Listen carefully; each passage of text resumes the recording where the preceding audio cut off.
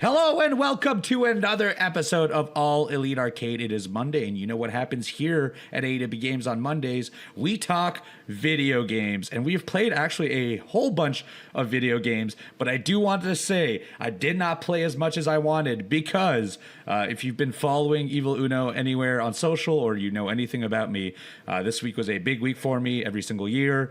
Around this time of the year, I participate in a charity event called Fighting Back Wrestling with Cancer since 2011.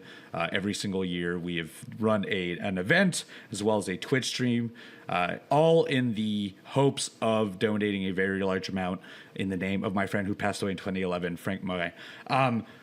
Up until this year, we had raised over almost $700,000 in donations. This year on Twitch, if you're on twitch.tv/eviluno, you can also check this out now if you want. We did a 24-hour stream with guests from all over the world, including our good friend the Chugs was there.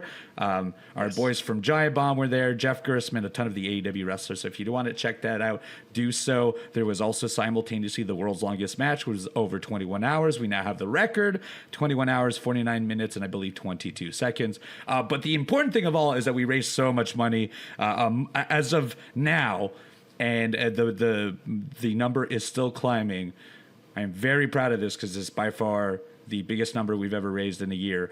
We have raised over $134,000 for the Canadian Cancer Society, and truthfully, by the time this drops out, I think we will probably reach 150 because that's kind of how it's worked for us. At the last second, there's always one or two people who want to make a large donation. So I did not nearly get to play as much stuff, and if you're wondering why my voice sounds so bassy, it's because I've been talking all darn week, including one day that was for 24 hours straight. But that does not mean we did not play video games, because Chugs played a whole lot and I played a decent amount. Chugs, what was on your plate this week? I did. And before I jump into that, again, Uno, I just want to say, congratulations. I think it's so amazing that you run such an incredible event like that every single year and raising all that money. It's so cool. I'm so proud to call you a friend, Uno. Thank you. I really appreciate it. And I'm very appreciative of you, the amount of times you've helped me out on these things. You are a great person too. So of course, man. Thanks, Uno. And you know what else is great, Uno? Video games. Video games are great. And I played a fair amount of games, and this is so funny. I notice this every time we start an episode. I'm like, oh man, I don't know if I played as much as I thought I did. And then me and you start talking before we go live, and I'm like, oh, actually, I did play a fair amount of stuff. So once again, like I say every single morning, unfortunately, I don't have much more to add to it, but Pokemon trading card game Pocket still going strong. I think I've almost got all of the base cards of the newest pack with Lugia and stuff like that. So I'm really continuing that collection, doing the battles more and more. Just loving it. It's the best way for me to start my day, playing Pokemon trading card game Pocket. But in addition to that, I think I had mentioned this. I'm not too sure, but once again on Twitch, a lot has happened. I had mentioned before how I was playing Lies of P Overture on stream, and I did finally beat that DLC, which was so awesome. Encountering and fighting that final boss, it was everything that people said it was going to be. It was incredibly challenging. The final boss in Lies of P Overture is like the perfect villain. They did such a great job, and minor spoilers to Lies of P Overture in case anyone doesn't want to know anything about the story, but again, Lies of P itself has an incredible story, and this DLC, it just filled a lot of holes that we had questions about in the base game, but also extensively went into a lot of characters that we had met in the base game and a lot of new characters that we had not met. And they did such a wonderful job of building the tension and the fear of who this final boss was going to be. Once again, spoilers for Lies of P Overture. The final boss is Arlecchino, who is just this demented evil character. And the story is this, is Arlecchino, when he was a human, used to be a massive serial killer, like a horrible serial killer. And ergo is the essence or the soul of other human beings. And when in the Lies of P world, when they used or learned how to utilize that, they would put that ergo inside of puppets. Long story short, the alchemists, they made a huge mistake because they decided to use Arlecchino's ergo and put it into a puppet. And not just any puppet, but a really strong puppet. So this puppet formed a consciousness, obviously, and started just mass murdering people. And it was like completely on this horrible run of just destroying everything in its path. And then the legendary stalker, Leia, is doing all that she can to find Arlecchino and take him down, but not just find him. She's looking for her apprentice, Romeo, who is a boss in the base game. And you don't realize that Romeo used to be this great person. And Romeo almost was forced to be in this situation where he's fighting other puppets or fighting other things. And then also within Lies of P, which I think is really cool. But when you do play the base game, the puppets are saying things and you can't understand them. But then when you get to a point where you get a certain item and you can read what they're saying, Romeo is trying to tell you that you shouldn't have to fight him, that he's on your side. So it's like, it's so cool. It's so awesome. But this final boss against Arlecchino, you get to fight alongside Leia if you choose. I know some people decided to do it on their own. For me, I wanted to fight alongside the legendary stalker. I really did. But it's a two-phase fight. He is incredibly fast and hits incredibly hard, does some of the coolest moves. He honestly, and I mean this as a compliment, he very much reminds me of an Elden Ring boss. Okay. So it was really cool to fight him. Really, really cool. And Uno, I was so bummed. In classic Soulsborne fashion, on my second try, Arlecchino was one hit away, dude. One hit away. And then Arlecchino killed me. And then, of course, I died like 12, 15 more times until I finally did it. Until you finally got into the groove back then. Until I finally got it. So. Yeah. Right. So super challenging boss, incredible DLC. Again, 10 out of 10. So good. If you like Souls games, if you like Lies of P, 100% play this DLC. It's well worth your time. And then on stream, also, finally, I've been talking about this for a while. I finally jumped into my official playthrough of Clair Obscur Expedition 33. I've mentioned this before. But I played a little bit of Clair Obscur Expedition 33 on my own time. I played the prologue and a little bit of Act 1. And as I was playing this game, I just kept feeling over and over again, I should stream this. Because my favorite way to experience a video game is with the Chugs Army and doing it on stream. And it just feels like it's going to be such a special game. And I feel like if I didn't stream my first playthrough, I would end up regretting it. So that's exactly what we're doing now. I put the 5-game cycle on hold once again, and I am continuing through my first playthrough of Clair Obscur Expedition 33. I'm still very early in Act 1. I'm not at a point where I've seen anything new. But the two things I did want to mention is, number one, that prologue got me so much worse when I knew it was coming, which is crazy. I knew exactly what was going to happen. And even before anything happened, I was getting teary-eyed. My lip was quivering. It's just, they do such an incredible job of conveying emotion in such a short amount of time. I've mentioned this before, and I don't know how much I want to say because I really think everyone should experience Clair Obscur Expedition 33 on their own. I really, really do, because it's a beautiful story. But they do such an unbelievable job of making you feel something so quick when you have just met characters. It's really unbelievable what they've done. I think a big part of that, once again, is the music. The music in Clair Obscur Expedition 33 is absolutely unreal. One of the best gaming soundtracks that I have ever heard. And the only other thing I would like to mention is, it's interesting, is playing it on stream this time. Even though I've gone through some of these areas, I've absolutely encountered certain enemies that I didn't encounter in my first playthrough. I've gotten certain items that I've not gotten in my first playthrough. I also absolutely have missed a couple of items that I got in my first playthrough, or first little chunk that I played, that I don't realize how I got them. So it's cool. This really, really does feel like a fresh experience. Again, I was talking to one of the Chugs Army members as well, is the Picto system very much reminds me and a lot of others of like Materia Tetris. Yes. Where you're like constantly trying to change. There's so many different builds you can do, different elements you can use, different skills you can use. It's so cool. It in some ways for me, I'm like, oh man, this is a little overwhelming, but overwhelming in like the best way. There's just so many different ways you can go. So again, I cannot wait to finish Clair Obscur Expedition 33. I had managed to avoid spoilers for the game for quite some time, and I'm going to keep it that way. So yeah, so excited to be able to play that and experience that on stream. I'm going to have to dust off my time with Expedition 33, because what's going to happen is you're going to get to this ending much faster than I think. I'll be like, oh, I'll have 2 weeks, but you're playing it 5 days a week. You'll probably get there. I am at the very end I will try to complete it in the next 2 weeks so we can have a very honest talk about it when you do That'd get be there. awesome. And Uno, but to be clear though, I do play very slow. Okay, I'm a very slow gamer. I really take my time and look around, do all the optional dialogue and stuff like that. So I think it's going to be a while for me. And there's a lot of optional content in this game too. Yes, and I can't wait to play every single part of it. I can't wait to explore every single inch of this game. I really do. And again, I know we're really hoping that Silk Song is dropping this year, and I still believe that. But let me tell you, Claire Obscure Expedition 33, even being this early in the game, it just feels like a game of the year. Oh yeah, it does. It oozes game of the year. It's a juggernaut for sure. So excited.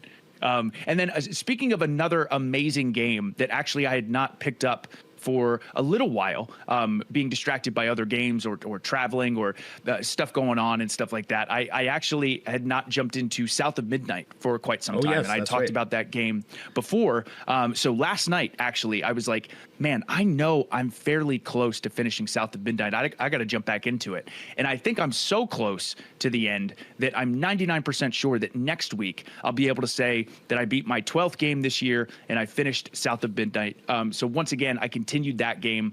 Speaking of amazing soundtracks, South of Midnight is another one with just an incredible soundtrack. The voice acting is so amazing.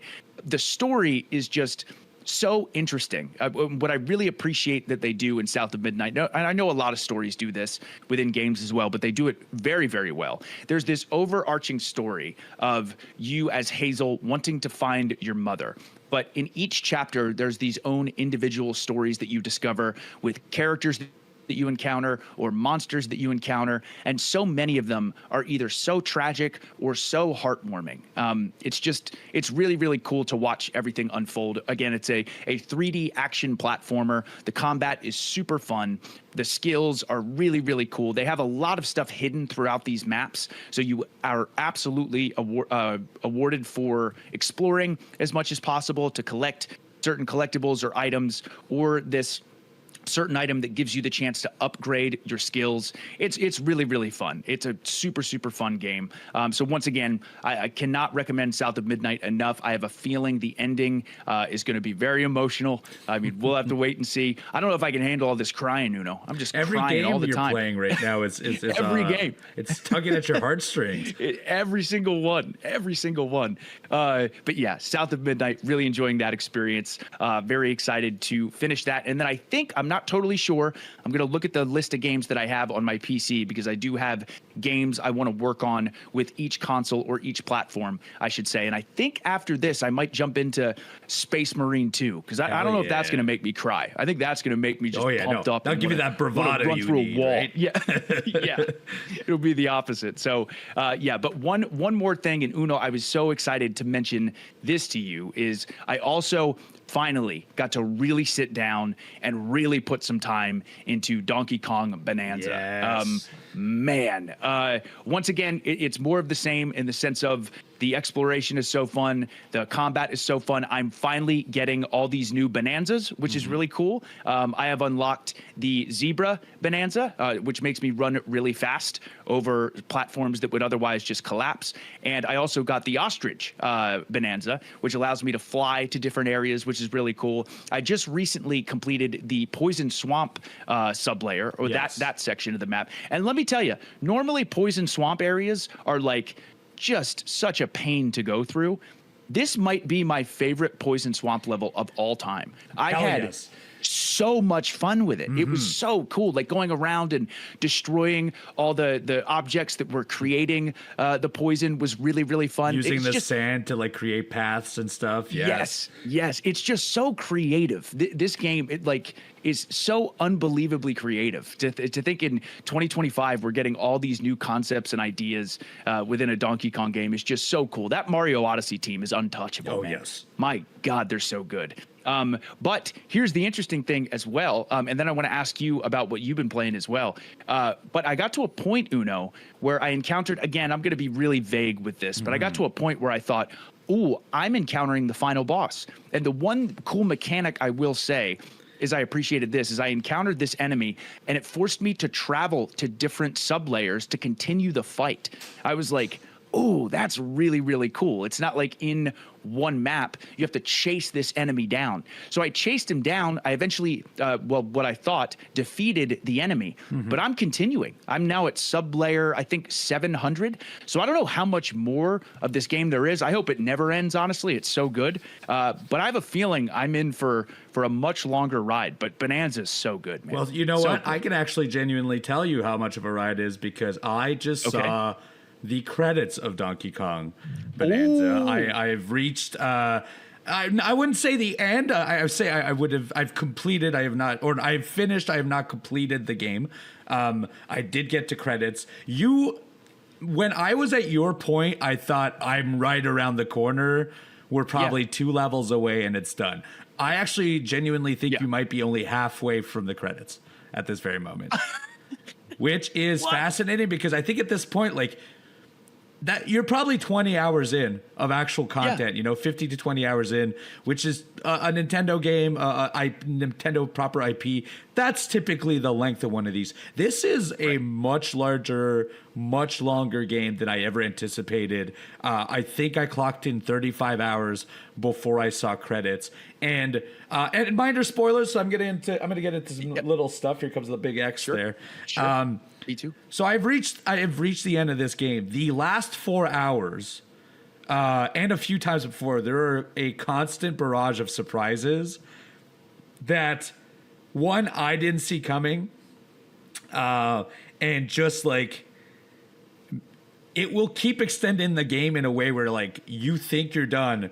And then here comes another 4 hours. You think you're done that part. Here comes another 4 hours. It's insane what they have done with this. I thought the digging aspect of it would eventually lead to so much repetition because every level I'm digging around, I'm solving puzzles, but they keep adding new layers to it. You just did the poison swamp thing, so they start discovering new materials. You find the sands, you find the poisons. The only thing that can reduce the poison and dissipate it is by taking a hunk of sand and tossing it at it. And they've been very, very wise and very smart about like how difficult it is to break a certain material, how some materials interact with others. So like soft materials, if you threw it into a hard material, would actually stick. You can make platforms with it, and that becomes like a whole puzzle mechanic. And then you have puzzle mechanics on durability. You have puzzle mechanics on like chemistry between each other. And I think the beautiful thing of this is that we saw it in Zelda. They had a weather system and how wood would be affected by fire, electricity would affect steel. Now we're seeing even larger layers of that. Now we're seeing like the ground you walk on. How does it interact with rain? How does it interact with that stuff? I feel like Nintendo is slowly building this Rolodex of rules and data sets and information that their next games could be so complex because they've already preemptively built these data sets and these established rules. And I'm actually very excited to see what, a Donkey Kong 2 or an Odyssey 2 or whatever main Nintendo IP takes with this, because I don't feel like the other consoles are doing anything of that sort. It's very unique. But anyways, the last 4 hours are incredible and feature some of the most challenging boss fights you'll play in this whole game. Some of the most interesting content you'll play in the whole game. A very satisfying ending. Very satisfying in the last few hours. And then when you see credits, post credits, it actually opens up a slew of new missions. We're talking new bananas in each world. Every person you interact with has new dialogue. There's new characters in each world. They give you a boss rush mode and a boss challenge mode where you can challenge all of the bosses all over again on harder difficulties. Boss rush mode so that you can also get a bunch of stuff there. And they also create these new challenges for each of the bonanzas of each of the different transformation that Donkey Kong can go through. And so even though I am now 30 plus hours in and I've reached the credits, if I want to play the entirety of this game, I think I probably have another 15 hours of content, which is it's such a large amount for a game like this. Donkey Kong's really blown it out of the water. I thought right off the bat, I was like, this is fascinating. If this was 12 hours, I would be pumped. 30 hours in, it's still making new mechanics out of what they've established early on, and it's still rearing its head with more surprises. And I wouldn't be surprised once I get further into this that there is even another surprise there too. I am so excited to play more of it. This will be one of the games that I know I will 100% for sure. Yeah. Uno, another wild thing too is I believe this game is only like 8 gigs. Yes. It's not even small. like a huge game. A Mario Kart World is 21 gigs, I think. But yeah, it's so small to have that much content and good content. Yeah, incredible content. There hasn't been a world that I've been in as of yet where I was like, okay, this is the throwaway one. There's nothing of interest there. Every world has a different mechanic. Every world has a different feeling. Obviously, the music is incredible in every single world.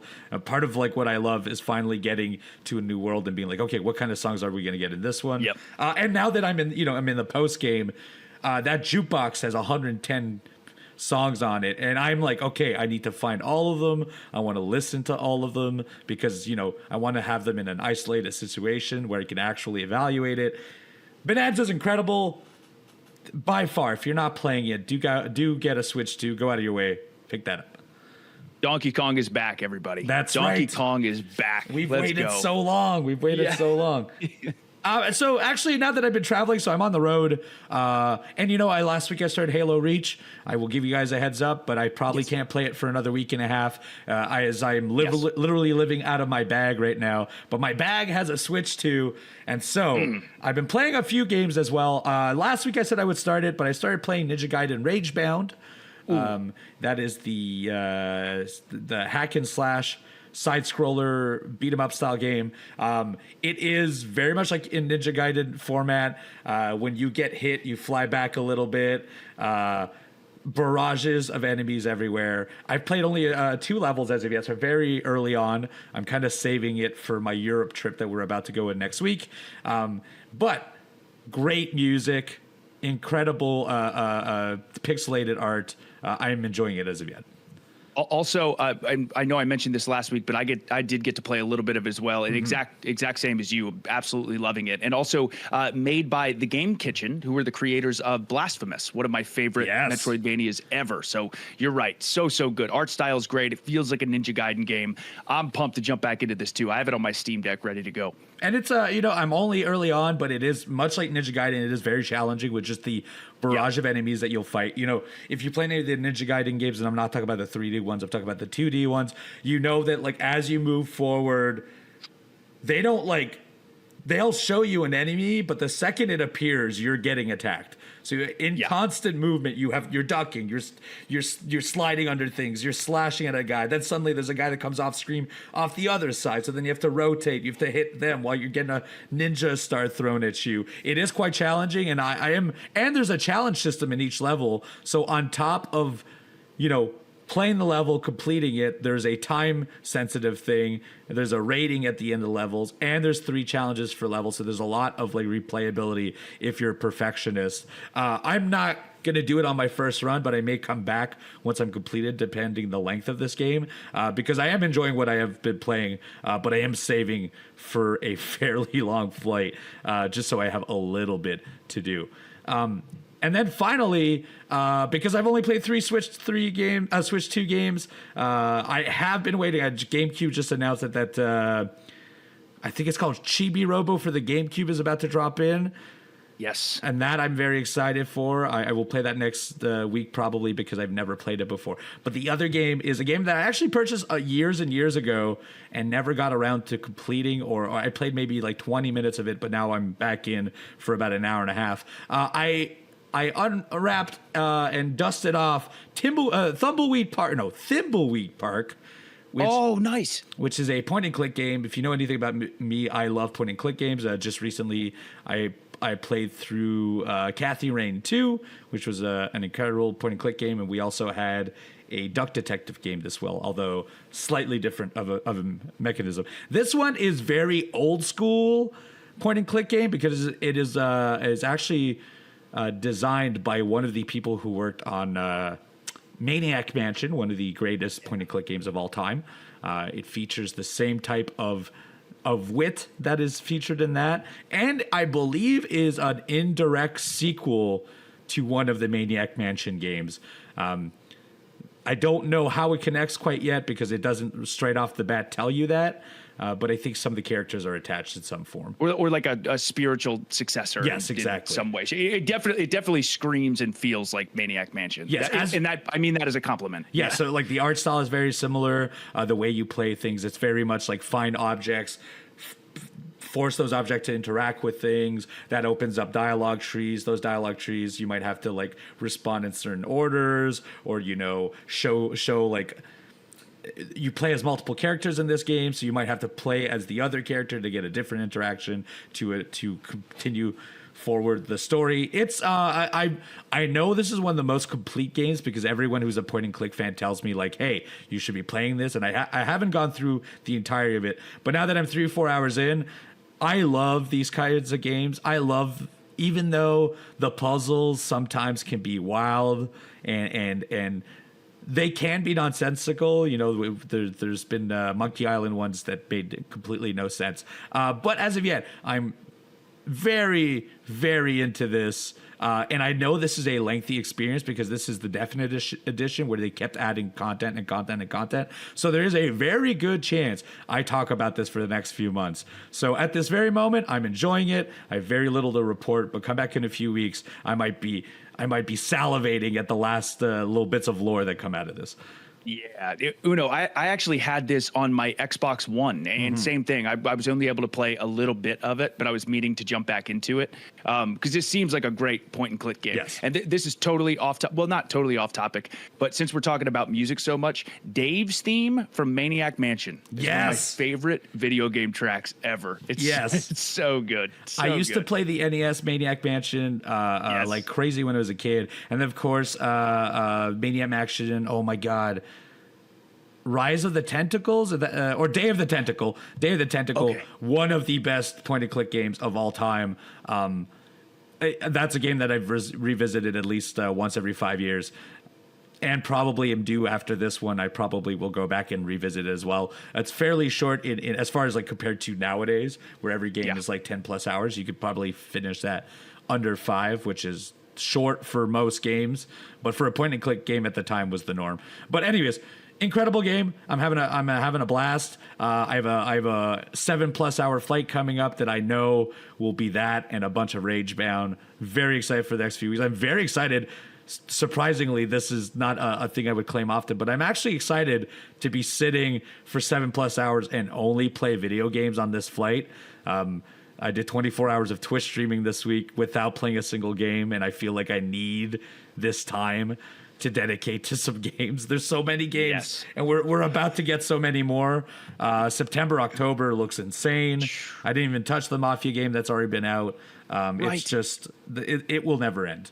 No, never end. But you know what? It's a good problem. We love video games here at the All Elite Arcade podcast, and we love video games so much that we're going to be talking about the news from video games right after this.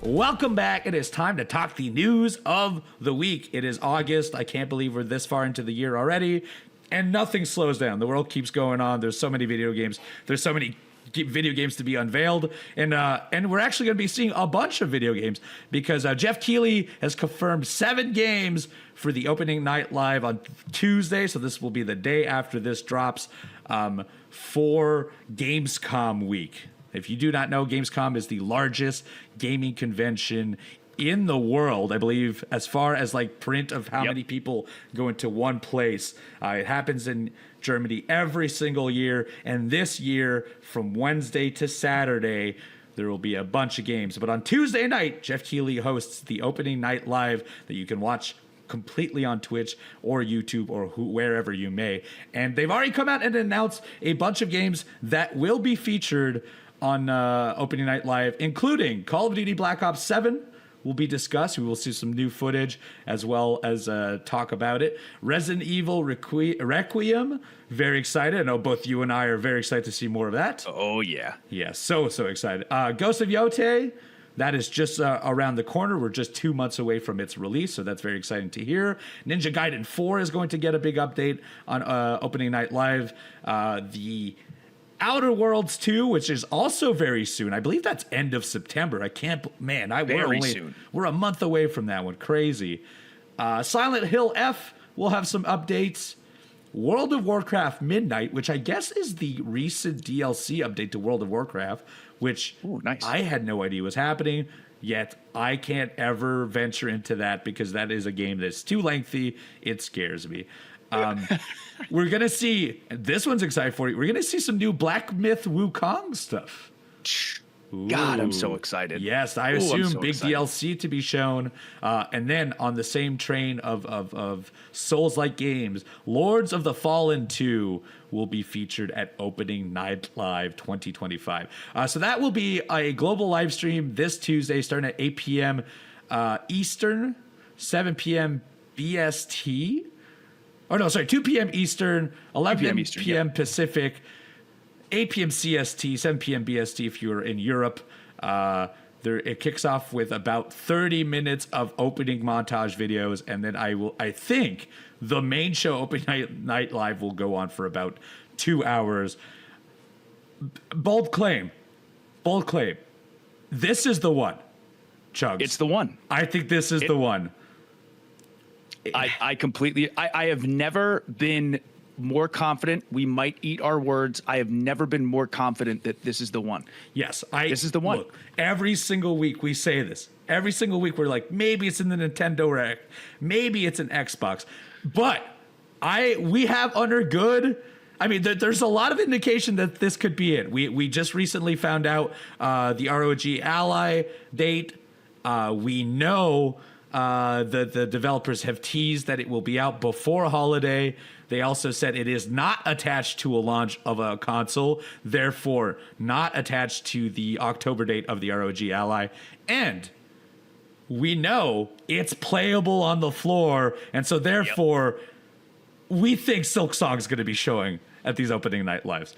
I think Jeff Keighley pulled it off. I think so too. I think for this opening night live, Gamescom, one of the biggest of all time, I think we are finally going to get a release date for Hollow Knight Silksong. And I will say this, Uno, I am so glad that you're going to get to be there. That's going to be such an incredible experience. I really hope someday I get the chance to go. Maybe next year. Got my fingers and toes crossed. But I am going to be live streaming opening night live. Yes. So if they do announce the release date of Silksong and you want to see me absolutely lose my mind, feel free to join in twitch.tv/the Chugs for the opening night live stream. I love doing watch-alongs with the Chugs Army, especially on a big night like this. But yeah, I think this is the one, Uno. I think so too. And you know, so as Chugs just said, I get to be physically at Gamescom on both half of the Thursday opening dates, Friday and Saturday. Saturday is not supposed to be, I think Friday, Saturday are to the public, but I have a media badge, so the Thursday I have a little bit of a media exclusive for a few hours. I know if there's one thing I'm going for is I'm going to be playing Silksong, but I actually know there's a lot to play on the floor because you were talking about a full list of games and it is unreal. Yes. So obviously the hype around Gamescom this year is huge. But then someone recently posted something explaining all the playable demos that are going to be at Gamescom. And when you read this list and look at this list, it's got to be the most stacked Gamescom of all time. I don't know. That's certainly how I feel. But listen to this list of playable demos. If you're going to Gamescom, you can play all of these games. Here we go. Chronos: The New Dawn. Crazy. Hollow Knight Silksong. Ninja Gaiden 4. Onimusha: Way of the Sword. Silent Hill F. Phantom Blade 0. Metal Gear Solid Snake Eater. Resident Evil 9. The Outer Worlds 2. Borderlands 4. Little Nightmares 3. Constance. Crimson Desert. Dying Light: The Beast. Metroid Prime 4. Pragmata. Reanimal. I can play Prime 4? You could play Prime 4 at Gamescom. They haven't even talked about that. That's crazy. Unbelievable. absolutely unbelievable. What a loaded show this is. My God. Look, I've been, so I went to one Gamescom before, and I was very lucky that I had a lot of insiders that got me to a lot of places I probably shouldn't have been to play some games. But I know from experience seeing it, I guarantee you Silksong and Resident Evil 9 will have a 5-hour wait to play any of those demos. It's going to be unreal because there's over 200,000 people that go to this. It might be even more than that, but that is what I remember. At least when we did Gamescom, that's how many people were in the building while the event was happening. There are far more, obviously, because this runs off from several days. So if you're talking about unique people, we're probably looking at almost 1 million people who attend this every year. And the wait, and it's not like there's one computer play these games. They have like 50 consoles or 50 computers ready to play every single one of these games. But even then, the lineups for some of these games are unreal. I'm hoping someone gives me the hookup while I'm out there again, because I would love to come back next week and be able to tell you about Silksong. I would love to be able to talk about Silent Hill and Resident Evil. That sounds like a dream. Yes. And so I can't wait for next week's episode, Uno. I hope the exact same. I hope the exact same. I hope you get the chance to play all of that, which is so cool. I did quickly want to mention, too, for opening night live, which this is really cool. In addition to all those games, I know as well we're going to get to talk about Fallout Season 2, which is amazing because Fallout is my favorite video game adaptation TV show ever. I love the Fallout show. And in addition to that, we were just talking about this earlier, there's going to be a live musical performance of Claire Obscure Expedition 33. Yes, that's actually on the opening night live, which that's nuts. We shortly mentioned it, but if you haven't heard the music, or even if you have heard the music, I want to see it in play, because one, probably right now, maybe the best soundtrack of the year is probably Expedition 33. There's no music like it. In fact, I don't think I've ever heard a game that both sounds modern, futuristic, and French the way that they have. Yes. It is incredible. But the fact that they're going to do a live performance, I love when they do live performances. I love when they did The Last of Us 2. They did the God of War stuff. They've done Halo before. I love when they do that stuff. I am so excited to watch this on Tuesday. Me too. I cannot wait. Wait. So yes, anticipate next week's episode of All Elite Arcade to be a big one. If all of my stars align, I will have a large lineup of cool things to talk about, and probably a bunch of things we didn't even know were going to be there, because they have an indie section, and sometimes, and on top of that, I wouldn't be surprised if we unveil new games on Tuesday too, because that seems to happen on these Jeff Keighley shows.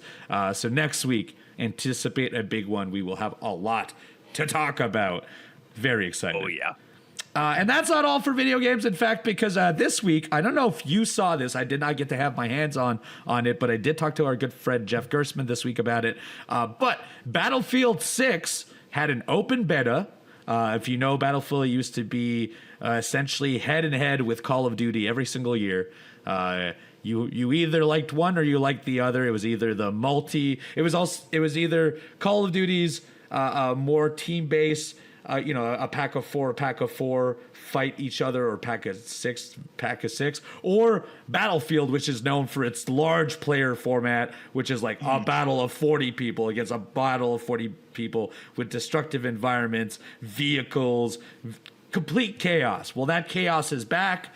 It's been an open beta. It's getting rave reviews. Everyone that has played it, including our friend Jeff Gersman, we're talking very highly about it, and it seems like it's doing really well, because it is on track to be the best Battlefield has ever done, because it's already passed 1 million Steam pre-orders from the open beta. And while I don't know how they calculate this, because it has destructible environments, they were capable of I guess guesstimating how much damage has been made on these servers. They say Battlefield 6 players have caused over $70 billion dollars worth of virtual property damage during the open beta. And that's like, I can't relate to what that is. That could be 3 buildings for all I know.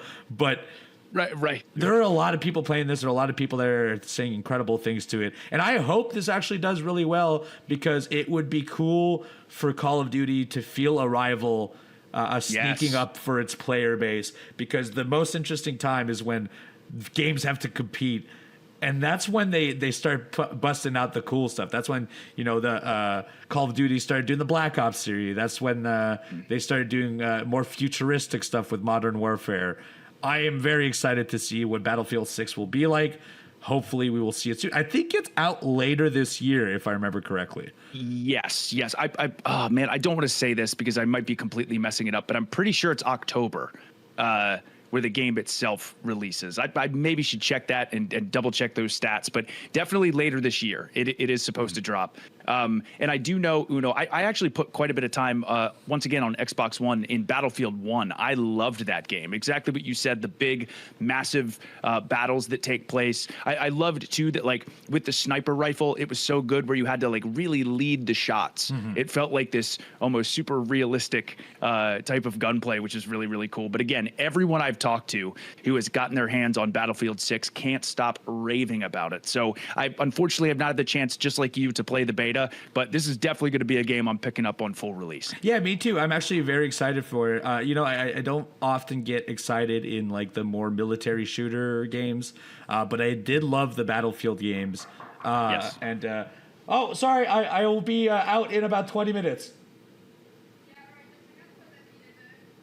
I asked for a late checkout. It won't be long. Sorry. Sorry, they're trying to kick me out of my room. Hey, this is the way it goes. This is the All Elite Arcade podcast. That's We're right. all unfiltered. Unfiltered. We're doing it live. Unrestricted access to Evil Uno. Yeah. So yes, Battlefield 6 is coming out later this year, I believe. Do let us know in the comments down below. YouTube.com/AWGames. Do our job for us. Let it know what the date is, because I forgot to do that research ahead of time. I'm going to hurry up a little bit because the people at this hotel would like me to leave. So other news pieces, we got two little ones I'd like to talk about. We were talking about television with Fallout earlier. Well, there is a TV show also for Far Cry, the Ubisoft property, that is rearing its head very soon. It will feature people from Always Sunny and Alien Earth, which is the new Fox show based on the Alien franchise, which is also getting incredible reviews. And so it is currently in development. Already seems to have some people signed for it. So the resurgence of video game TV shows continues on. We're going to be seeing a bunch of new stuff. Oh, yeah. Keep them coming. And then the final news I want to say is that Mortal Kombat, the most recent Mortal Kombat game, is the best-selling fighting game in this generation's console release, despite selling much worse than its previous ones. I want to give you kind of an indication of this, just because we don't get a bunch of fighting games. We get your Mortal Kombat, you get your Street Fighters, Tekken also gets a small piece of the pie. But truthfully, fighting games aren't the ones that make the most money nowadays. To give you an example of this, Mortal Kombat 1 is by far the top-selling fighting game in this generation, with only 6.2 million games sold. Large amount. It sounds incredibly large, but when you compare it to its previous iterations, it is quite small, because Mortal Kombat X managed to sell over 12 million copies, and its follow-up, Mortal Kombat 11, sold over 15 million copies. So not nearly as people are not nearly as pumped about Mortal Kombat as they used to, but it is still the largest sale currently for a fighting game. So it is doing well, just not nearly as well as it should be. Yeah. And that's it for the news for this week, but that is not all for our podcast, because right after the break, it'll be our favorite segment of the show. That's right. The Mailbag comes to you right after this.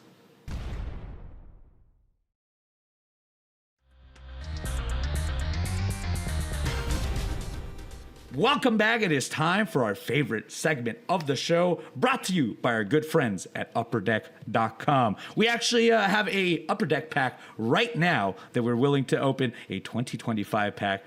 Chugs, what do we have today? Yes. Here we go. 2025 pack. Ooh, we got Riho. Nice. We have the Death Triangle. There we go. Phoenix is in there. Nice. Red Velvet's got her own card. Whoa! Double Red Velvets in one pack. Double Red Velvet. Double Crazy. Red Velvet. Let's go. Hobbs with a holographic card. Oh, yeah. We've got a playing card. Could you move that? Just this. Which one was that? That is. This. Brian. There he is. Oh, Brian Keith. Yes. There it is. Brian Keith. Yes. There you go. Oh, Renee. We got Renee. We've got Soraya. We've got that is Brian, Mox, and Claudio. Yes, I forgot what their group name was. Currently, the Death Riders, not that. Penta, Nyla, and Beautiful. right back to Riho. Nice, right you can get there. Good all cards. kinds of stuff. Go get those 2025 packs. But we actually have more stuff we want to talk to you about from Upper Deck because Upper Deck's got a new thing they'd like to show you. Unlock the thrill of discovering autographed memorabilia of elite wrestlers and champions. The Upper Deck Authenticated 2025 AEW Monumental Box contains 3 carefully hand-picked memorabilia pieces with the chance to win a VIP fan experience. Elevate your memorabilia collection and chase a variety of items from Adam Page, MJF, Kenny Omega, Sting, Tony Storm, Mercedes Moné, and many more. You can get that box as well as all the packs and so much more at our partners, upperdeck.com. Thank you as always for presenting us with the arcade mailbag today. Yes. We've got 3 questions, Chug. Let them rip. We sure do. We're going to start off with Russell. Russell, thank you very much for the question. Russell says, hey, Chugs and Uno, it's been about 2 months since the Switch 2 launched, and I know you've both owned one since launch. Looking back, do you think it was worth picking up at launch, or would you have waited? And how much time do you spend between your Switch 2 and your Steam Deck? I'm on the fence right now between grabbing one soon, waiting for the Pokemon ZA bundle in October, or holding out for a holiday deal. Looking forward to hearing from you. Thanks, guys. Russell, that's a great question. So for me, I definitely fall into that camp of when a console releases, I want to get it at launch, pretty much no matter what. I certainly fall into that category. I was that way with the Xbox Series X. I was that way with the Steam Deck, the PlayStation 5. So the Switch 2 was certainly one that I was going to try to pick up immediately. I do not regret one bit picking up the Switch 2. I had a blast with Mario Kart World, and now certainly the fact that Donkey Kong Bonanza has come out, that's one of my favorite games that I've played this year. So I'm having a blast. And your question about switching between the Switch 2 and the Steam Deck, generally speaking, every other week I would switch. Like one week I would play the Switch 2, the next week I would play the Steam Deck, and wanting to jump back on my Steam Deck into trying to finish Sea of Stars. But man, I am so into Donkey Kong Bonanza right now. I think I'm just going to play my Switch 2 until I beat that before I switch back to my Steam Deck. So I totally see wanting to wait for the Pokemon ZA bundle. That seems like a really, really cool bundle. But for me personally, I don't regret it one bit. I'm having a blast with the Switch 2. I think it's done an unbelievable job at launch. Really having fun with it. Yeah, I'm very glad I got a Switch 2, but I think it's to each their own. I got it at launch. I was very happy playing Mario Kart. If you're an immense Nintendo fan, I think Mario Kart you could probably skip. It's not that it's a bad game, but you've played a Mario Kart game before. But if you're evaluating what games are out on the Switch 2, Donkey Kong coming out in July is by far the biggest release, I think, of this year. Then again, we might get Metroid Prime. There's a lot of other stuff that is coming out, as well as Pokemon. I think it's a good investment. There's also a bunch of great games you can still play on there. Deltarune, all your Switch 1 games. Yeah. You can also wait if that is your thing. If Pokemon's your thing, you have a little time you can wait. If Metroid's your thing, there's a little time you can wait. But if you're looking to play the best games of all, Donkey Kong is out there. I would get a Switch 2. As for me, much like you, I used to play pretty much split down the middle between my Switch and my Steam Deck, depending on what the games I was playing. Right now, I'm not actively playing anything on my Steam Deck. It's been all Switch. I even just downloaded UFO 50 that I already owned on Steam just because I want to revisit it on Switch.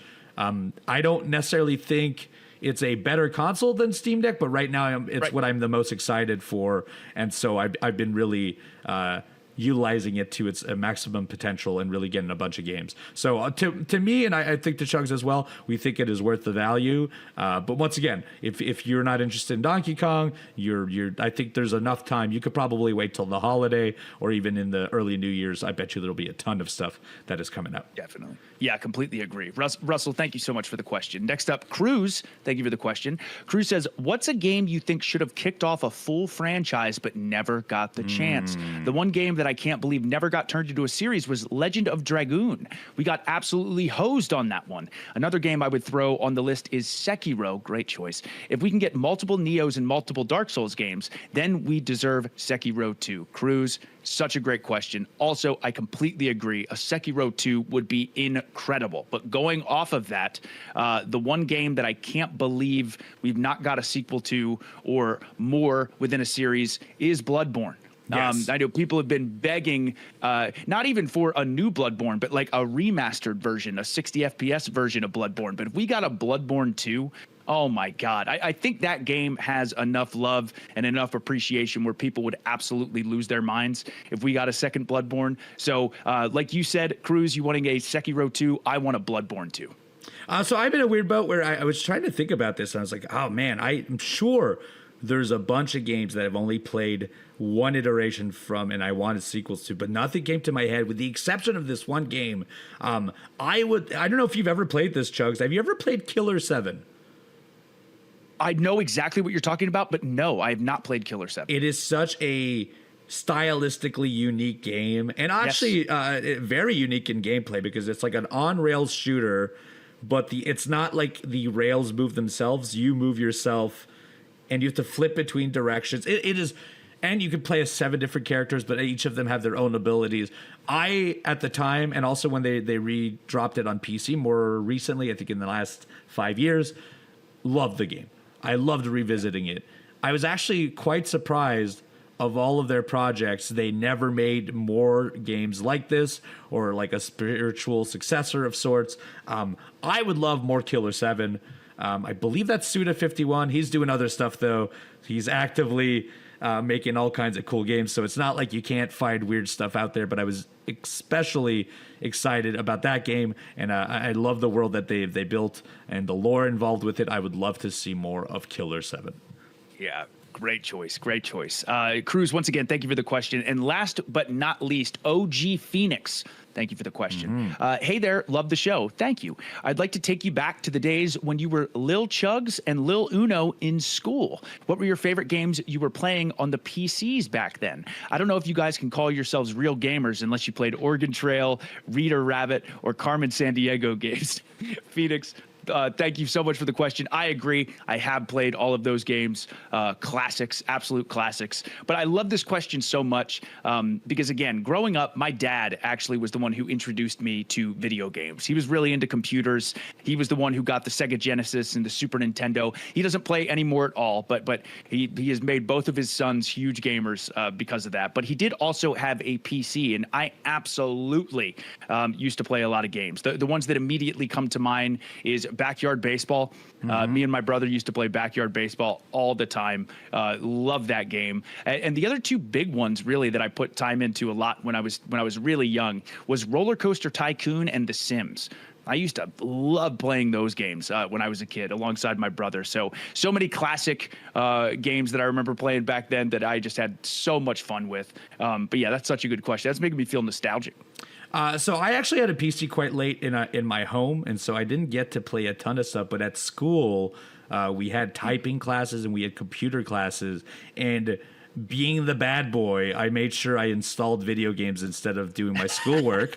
So I had many a days where I would play Diablo 2 in secret. I played a lot of Age of Empires, much like you, Roller Coaster Tycoon. To this day, I still think it's an incredible game. Roller Coaster Tycoon 2. Well worth revisiting. It still plays. It's not a modern game, but man, it is still damn good to play. And I had a bunch of point and click games. The Dig I used to play. LucasArts used to make all kinds of crazy games. Obviously, the Maniac Mansion, Day of the Tentacle. And for whatever reason, this one game I do remember when I had a computer, I was obsessed with, and that was Donald Duck's Quacking Around, I think is what it was called. It's a puzzle platformer, 3D puzzle platformer, collectathon and you have new outfits. It played a lot like Crash Bandicoot, where you're running forwards. I loved that game. I played a bunch of it. In fact, now I kind of want to revisit it. But those were the games that I played a ton of as a little Uno. Nice. Phoenix, thank you very much for the question. Thank you, everyone, for the question. Seriously, this is me and Uno's favorite section of the podcast every week. So thank you all so much for sending in the questions. Yes, by far our favorite part. If you want to send your questions, you can go to tbs.com/arcade mailbag. I'm going to make this quick because I do know that there's a lady outside my room that is just waiting to clean this room and get me out of this hotel room. So we do appreciate you all. If you can, go look at youtube.com/AEW Games. That is where you can find our video formats. They drop Monday at noon Eastern Standard Time, as well as MXM show Bronamico comes down Thursdays on our youtube.com/AEW Games. Hit that follow button wherever you are in podcasts, be it Spotify, be it Apple, be it wherever you can get your podcast. We are available. That is the best way to find out when our next episode is. If you're wondering when our next episode is, it's every Monday morning in the wee hours of the morning. You can listen to the audio format. Please do. Next week's going to be a big one. I'm going to talk Silk Song. I'm going to talk Gamescom. I will wait 5 hours to play that game. I will talk about it next week. It's a guarantee. Very, very excited for that. You can find us on Twitch as well, twitch.tv/thechugs, twitch.tv/eviluno, and AEW Games does a Twitch stream on Monday nights, twitch.tv/AEW Games, 9 p.m. Eastern Standard Time. I must go. The pressure is on. I can hear them breathe outside. So I will see you all next week. Thank you so much for listening, and have a nice day.